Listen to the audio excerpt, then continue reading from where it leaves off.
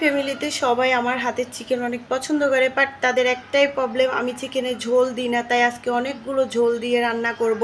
আমার চিকেনের ঝোলগুলো নাকি ভুনা ভুনা হয়ে যায়, তার জন্য সবাই অনেক দুঃখ প্রকাশ করে। যাই হোক, আমি আলু চিকেন একসাথে ভুনে একটা সাইডে রেখে দিয়েছি। ওই ভুনার তেলগুলো আমি দিয়ে দিয়েছি। তারপরে এখানে হচ্ছে পেঁয়াজ, রসুন, আদা, মরিচ বাটা, তো সব কিছু দিয়ে খুব ভালো করে এটা আমি ভেজে নিব। তারপরে হচ্ছে যে আমি একটু করে হলুদ, জিরা, ধনিয়া মশলা একটু করে দিলাম। তো ওগুলো দিয়ে খুব ভালো করে কষিয়ে নিব।